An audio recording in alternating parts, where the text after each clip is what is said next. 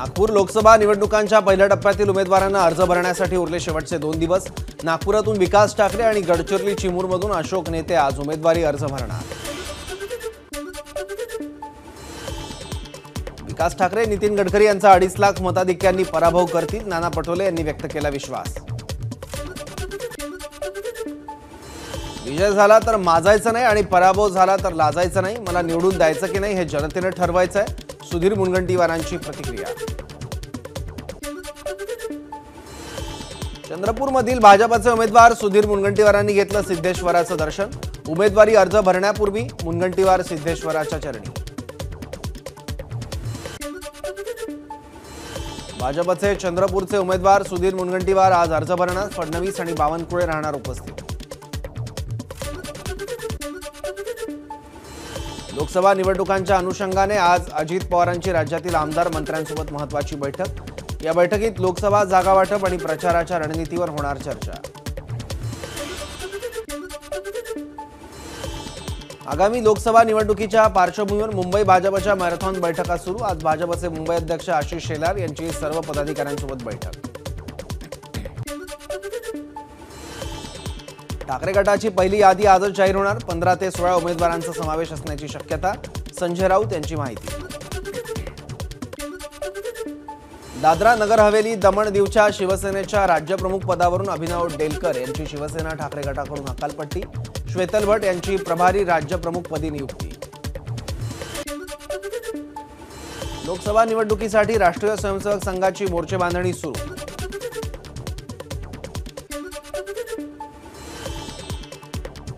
महाविकास आघाडी आणि प्रकाश आंबेडकरांमध्ये आज नव्यानं चर्चा होण्याची शक्यता, त्यामुळे आंबेडकर आपली भूमिका आजच्याऐवजी उद्या जाहीर करतील अशी चर्चा।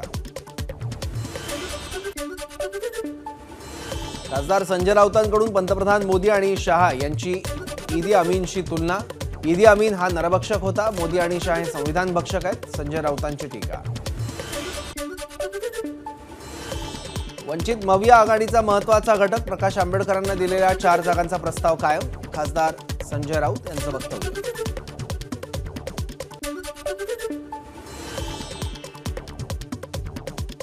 कंगनाचं ऑफिस आम्ही नव्हे तर तिथे अनधिकृत बांधकाम झालेलं असल्यानं मनपानं तोडलं।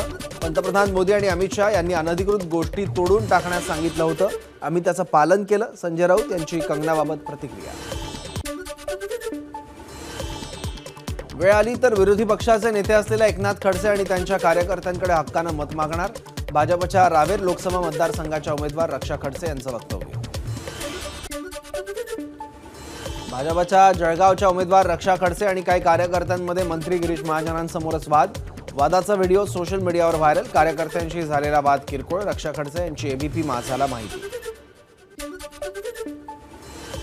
राष्ट्रीय समाज पक्ष परभणीची लोकसभेची जागा लढवणार।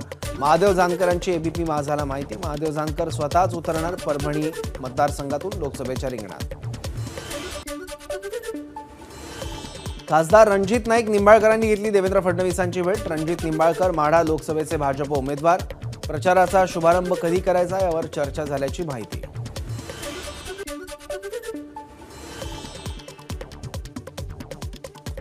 नवनीत राणा यांचा जात प्रमाणपत्रावर 1 एप्रिल रोजी निकालाची शक्यता। निकालानंतर 2 एप्रिलला महायुतीकडून नवनीत राणांच्या उमेदवारीची घोषणा होऊ शकते। निकाल नवनीत राणांच्या विरोधात लागला तर भाजपकडून उद्योजिका कल्पना सरोज यांच्या नावाचा विचार सुरू। शरद पवार यांनी उद्या पक्षनेत्यांची बोलावली बैठक। उद्या सकाळी 11 वाजता बॅलार्ड इस्टेट इथे होणार बैठक। बैठकीत लोकसभा उमेदवारांच्या नावांवर अंतिम चर्चा।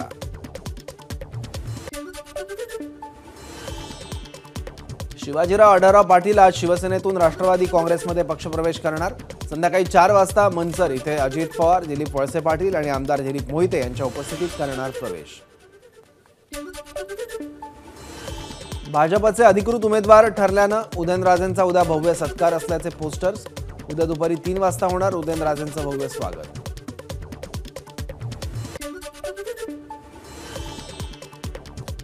बच्चू कडू दुपारी मुख्यमंत्री शिंदेंची भेट घेणार। अमरावतीत नवनीत राणांविरोधात उमेदवार देण्याची बच्चू कडूंची घोषणा।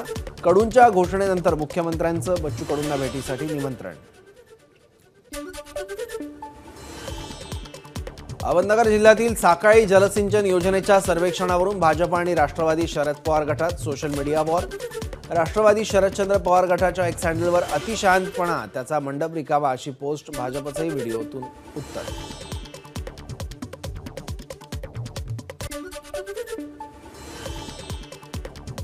विशेष बाब म्हणून होळीसाठी सुरू करण्यात आलेल्या नागपूर मडगाव जंक्शन नागपूर या द्विसाप्ताहिक विशेष गाड्यांची सेवा 9 जून पर्यंत सुरू राहणार. कोकण रेल्वेचा निर्णय, यापूर्वी सेवा 31 मार्च पर्यंत निर्धारित केली होती. राज्यभरात उन्हाच्या झळा, अकोल्यात सर्वाधिक 41 अंश सेल्सिअस तापमानाची नोंद, तर अमरावती, वर्धा, मालेगाव आणि सोलापुरातील पारा 40शी पार.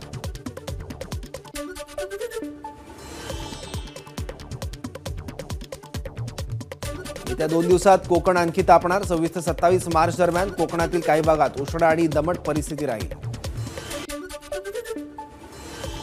मुंबईला पाणी पुरवठा करणाऱ्या धरणांमध्ये केवळ 2 महिने पुरेल इतकाच पाणीसाठा शिल्लक. जूनमध्ये पुरेसा पाऊस न पडल्यास जुलैपर्यंत पाणी पुरवठा करण्याचं महापालिकेसमोर आव्हान.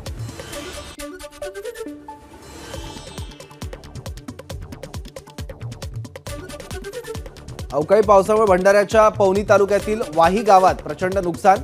अनेकांच्या घरावरील आणि गोठ्यावरील छत उडालं. काही ठिकाणी झाडही उन्मळून पडली. उजनी धरणात वजा 36% पाणीसाठा शिल्लक. यंदा उजनी धरण इतिहासातील निच्चांकी पातळी गाठण्याची शक्यता. सध्या धरणाच्या जलाशयातील पाणी मिळवण्यासाठी शेतकऱ्यांची धडपड सुरू.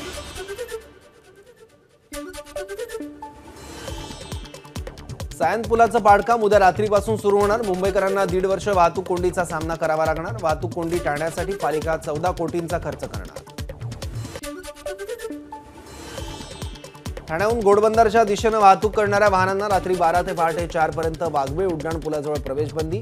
मेट्रो मार्गिकेच्या कामामुळे निर्णय. 26 ते 27 मार्च आणि 31 मार्च ते 1 एप्रिल या कालावधीत हे वाहतूक बदल लागू.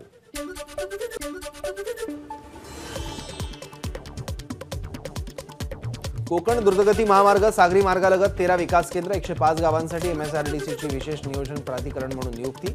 पालघर, रायगड, रत्नागिरी आणि सिंधुदुर्गसाठी विकास आराखडा तयार करण्याचं काम लवकरच सुरू होणार. 31 मार्च 2025 मध्ये नवी मुंबई विमानतळावरून विमानाचं पहिलं टेक ऑफ होणार. सिडकोचा मोठा दावा, 63% काम पूर्ण झाल्याची घोषणा. होळी पौर्णिमेला राजापुरात गंगामाईचं आगमन. काशीकुंडासह गंगास्थळावरील सर्व 14 कुंडांमध्ये पाणी. भाविकांना आज गंगा स्नानाचा आनंद घेता येणार.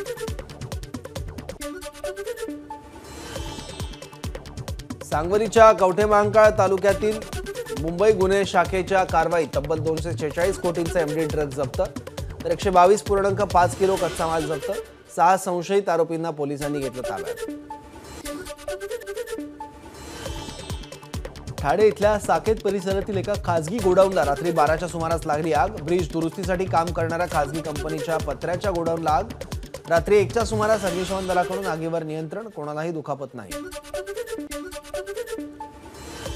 कोल्हापूरच्या किर्ली इथल्या गोडाऊनला काल रात्री लागली भीषण आग. आगीमध्ये 10 ते 15 लाखांचं नुकसान. महामार्गाच्या कामाच्या साहित्याला लागली आग.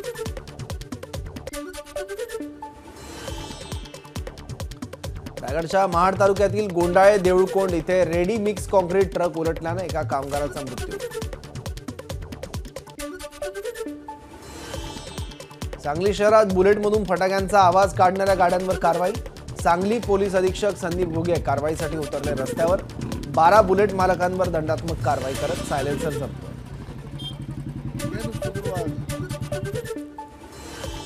दिल्लीचे मुख्यमंत्री केजरीवालांच्या राजीनाम्याच्या मागणीसाठी भाजपचा निषेध मोर्चा. फिरोजशाह कोटला स्टेडियम, दिल्ली गेट ते आरटीओ मार्गे दिल्ली सचिवालयापर्यंत काढला मोर्चा. रविवारी 31 मार्चला सर्व बँका सुरू राहणार. आर्थिक वर्षाचा शेवटचा दिवस असल्यानं आरबीआयचा निर्णय. अखेर काँग्रेस नेत्या सुप्रिया श्रीनेत यांनी कंगनाबद्दलची आक्षेपार्ह पोस्ट हटवली. श्रीनेत यांच्या फेसबुक आणि इन्स्टा अकाउंटवरून कंगनाचा अंग प्रदर्शन करणारा फोटो पोस्ट करत दिली होती वादग्रस्त कॅप्शन.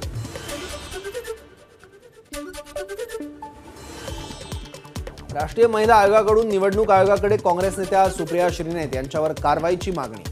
एखाद्या महिलेबाबत अशा प्रकारे पोस्ट करणं आणि त्यावर चुकीच्या गोष्टी पसरवणं ही बाब महिलेचा अपमान करणारी आहे, महिला आयोगाचं म्हणणं. सुप्रिया पिळगावकर यांच्या इंस्टाग्रामवर स्वातंत्र्यवीर सावरकर चित्रपटाचं पोस्टर शेअर करत पोस्ट. माझी जन्मठेप पुस्तक वाचतानाचा प्रसंग वीर सावरकरांच्या चित्रपटाच्या रूपाने पुन्हा जिवंत झाला. तुम्ही चित्रपट पाहिलात का? सुप्रिया पिळगावकरांची पोस्ट.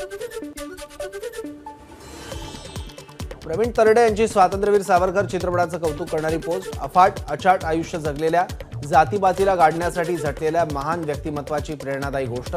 ताबडतोब बघावा असा तडाखेबंद सिनेमा. प्रवीण तरडेंची इंस्टाग्राम पोस्ट. मडगाव एक्सप्रेस चित्रपटाचा बॉक्स ऑफिसवर धुमाकूळ. 4 दिवसात एकूण 9,65,00,000 कमाई.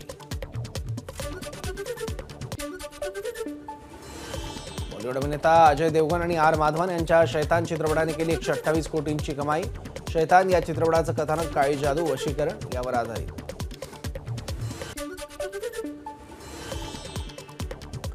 गाझामध्ये युद्धविराम करण्यासाठी संयुक्त राष्ट्र सुरक्षा परिषदेत प्रस्ताव सादर. 15 देशांचे सदस्य उपस्थित. 14 सदस्यांचं प्रस्तावाच्या बाजूने मतदान. मात्र अमेरिकेनं प्रस्तावावर भाषण नाही.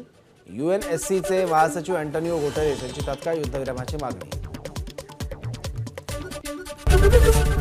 एबीपी माझा, उघडा डोळे बघा नीट.